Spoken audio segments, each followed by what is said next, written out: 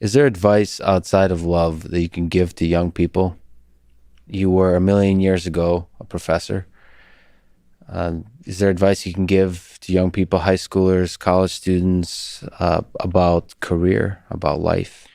Yeah, but they're not going to like it because it's not easy to operationalize. So, and this was a problem when I was a college professor too. People would ask me what they should do. Should they go to graduate school? I had almost nothing useful to say because the job market and the market of, pre-job training and all of that, these things are all so distorted and corrupt that I didn't want to point anybody to anything, right? Because it's all broken. And I would tell them that. But I would say that results in a kind of meta level advice that I do think is useful. You don't know what's coming. You don't know where the opportunities will be.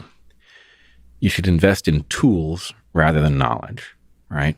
To the extent that you can do things, you can repurpose that no matter what the future brings, to the extent that, if you, as a robot guy, right, you've got the skills of a robot guy. Now, if civilization failed and the stuff of robot building disappeared with it, you'd still have the mind of a robot guy. And the mind of a robot guy can retool around all kinds of things, whether you're, forced to work with, fibers that are made into ropes, right? Your mechanical mind would be useful in all kinds of places. So invest in tools like that can be easily repurposed, and invest in combinations of tools, right?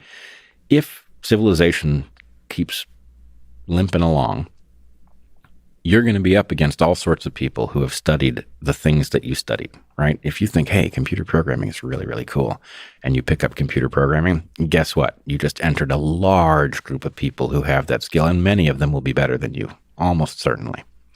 On the other hand, if you combine that with something else that's very rarely combined with it, if you have, I don't know if it's carpentry and computer programming, if you take combinations of things that are, even if they're both common, but they're not commonly found together, then those combinations create a rarefied space where you inhabit it. And even if the things don't even really touch, but nonetheless they create a mind in which the two things are live and you can move back and forth between them and, step out of your own perspective by moving from one to the other, that will increase what you can see and the quality of your tools.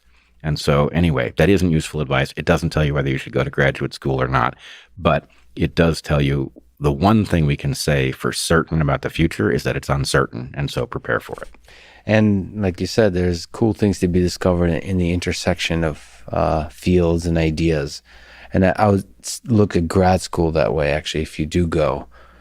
Or this is such like every course in grad school, undergrad too, was like this little journey that you're on that explores a particular field.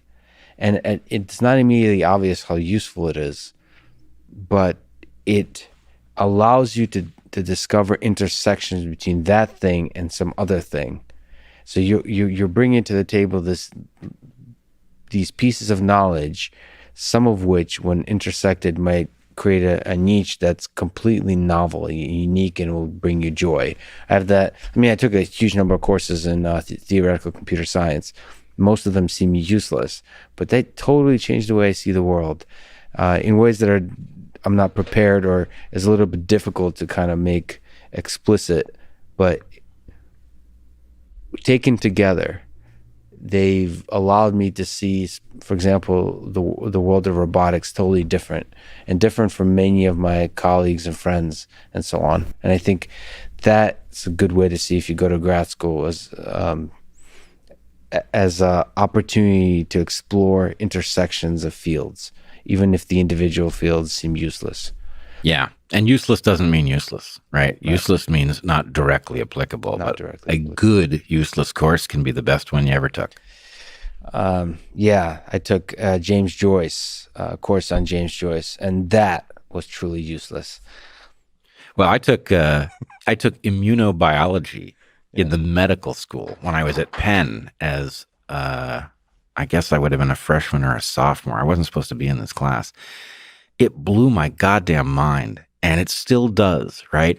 We had this, I don't even know who it was, but we had this great professor who was like highly placed in the world of immunobiology. You know, the course is called immunobiology, not immunology. Immunobiology. It had the right focus. And as I recall it, the professor stood sideways to the chalkboard, staring off into space, literally stroking his beard with this bemused look on his face through the entire lecture. And, you know, you had all these medical students who were so furiously writing notes that I don't even think they were noticing the person delivering this thing. But, you know, I got what this guy was smiling about. It was like, so what he was describing, you know, adaptive immunity is so marvelous, right? That it was like almost a privilege to even be saying it to a room full of people who were listening, you know? But anyway, yeah, I took that course and, you know, lo and behold, That's COVID going to be useful. Well, yeah, suddenly it's front and center, and wow, am I glad I took it. But anyway, yeah, useless courses are great. And actually, Eric gave me one of the greater pieces of advice, at least for college, that anyone's ever given, which was, don't worry about the prereqs. Take it anyway, right? But now, I don't even know if kids can do this now because the prereqs are now enforced by a computer. Mm-hmm. But back in the day, if you didn't mention that you didn't have the prereqs, nobody stopped you from taking the course. And what he told me, which I didn't know, was that often the advanced courses are easier in some way. The material's complex, but it's not like intro bio where you're learning 1,000 things at once, right? It's like focused on something. So if you dedicate yourself, you can pull it off.